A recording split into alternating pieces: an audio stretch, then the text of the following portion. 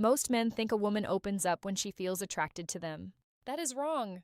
And here's the part that should genuinely unsettle you. Most men spend months doing everything right.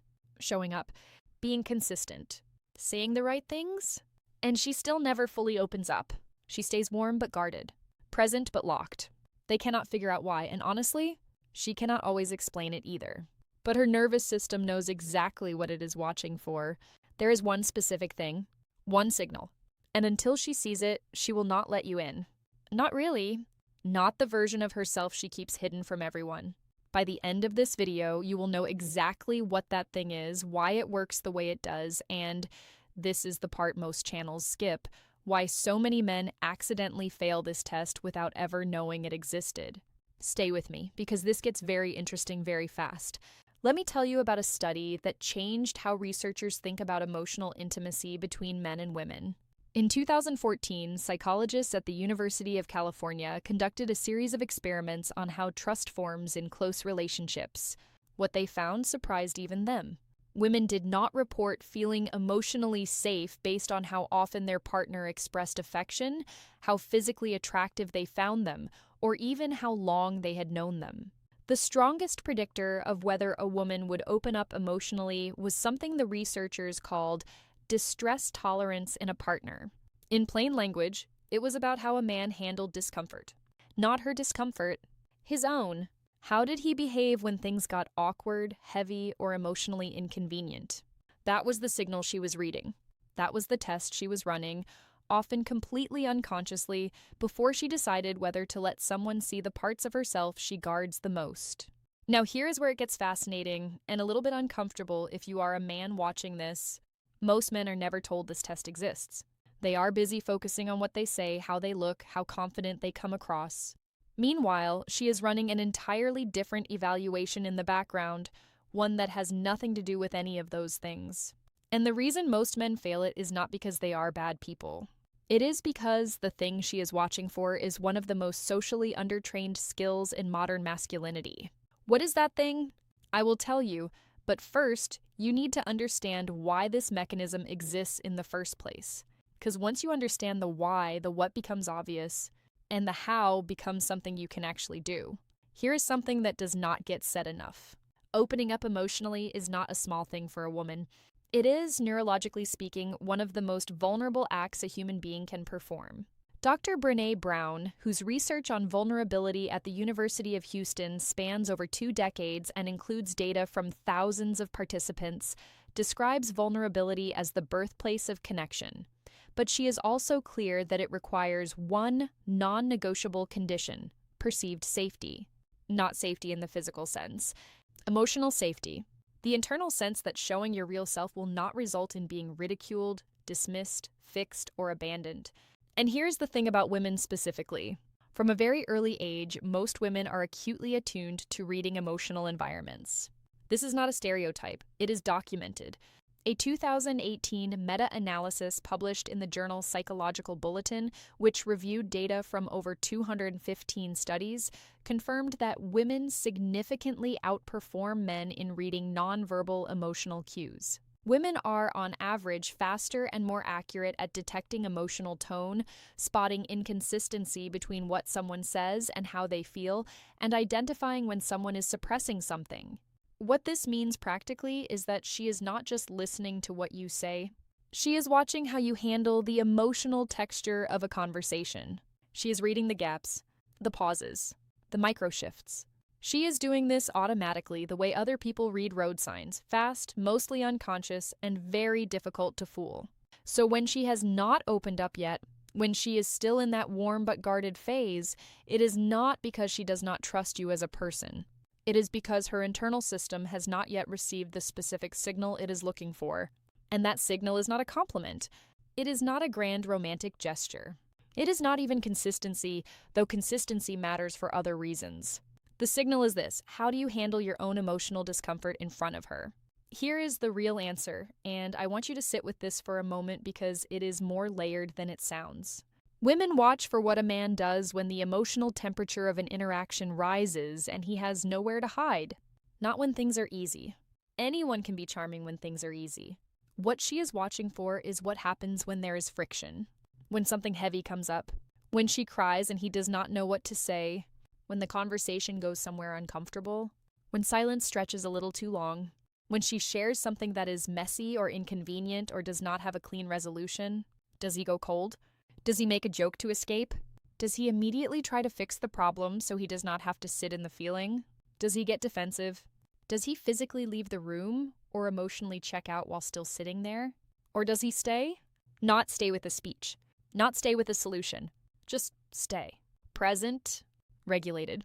Comfortable enough with emotional discomfort that he does not flinch away from it. Psychologists call this capacity affect tolerance, the ability to remain emotionally present in the face of someone else's strong emotion without becoming overwhelmed, avoidant, or controlling. And according to research by Dr. John Gottman, whose longitudinal studies on couples at the University of Washington tracked relationships over decades, men who score high in affect tolerance have partners who report dramatically higher levels of emotional intimacy and relationship satisfaction. The numbers are not subtle. In Gottman's data, affect tolerance was one of the top predictors of whether a woman felt known in a relationship. Now here's the part that makes this genuinely funny in a painful way. Most men, when they sense emotional heaviness coming, do the exact thing that signals not safe to a woman's nervous system. They try to solve the situation as fast as possible, not because they are cruel, but because they are uncomfortable, and the fastest way out of discomfort is to eliminate what is causing it. She cries. He immediately lists 3 reasons why the situation is not actually that bad. She shares something hard. He says, just don't think about it. She brings up something vulnerable. He nods too fast, says, yeah, that's tough, and immediately pivots to something lighter. In his mind, he is being helpful. In her nervous system, she just got the signal. This person cannot hold my emotions. So I will not show him the rest of them. And she will not tell him this. She will not say you failed the test. She will just stay warm but guarded, and he will wonder for months why she never fully opened up. Here is where I want to be fair, because this is not about men being emotionally incapable. The research actually points to something more structural than that. A 2020 study published in Emotion, a journal of the American Psychological Association, found that men are not less capable of processing emotion. They are, on average, more physiologically reactive to emotional stress than women. Meaning, a heavy emotional conversation often spikes a man's cortisol and heart rate faster and higher than it does for a woman. Dr. Gottman calls this emotional flooding, and his data shows that men reach the physiological flooding threshold at lower emotional intensity than women do, which means when he goes quiet or pivots or makes a joke, it is often because his nervous system is genuinely overwhelmed, not because he does not care. He is not abandoning her. He is drowning and she thinks he is walking away. This is the tragedy at the center of most emotionally stalled relationships. She is waiting for him to stay present. He is trying not to fall apart. Neither of them explains this to the other because they do not have language for it, and so she reads his escape as indifference, and he reads her guardedness as rejection, and they both just keep doing the same dance. The gap is not cruelty. The gap is training. Let me describe 2 different versions of the same moment. A woman, call her Amara, comes home from a genuinely terrible day. She is not looking for advice.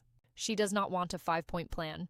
She just had one of those days where everything went wrong in a way that is hard to even explain, and it has left her feeling small and worn out. Version 1, her partner listens for about 45 seconds, then starts offering solutions.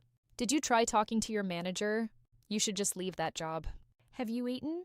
You probably just need sleep. He is trying to help. But inside Amara, a door quietly closes. She says, yeah, maybe, and changes the subject. He has no idea anything happened. Version 2, her partner listens. Fully.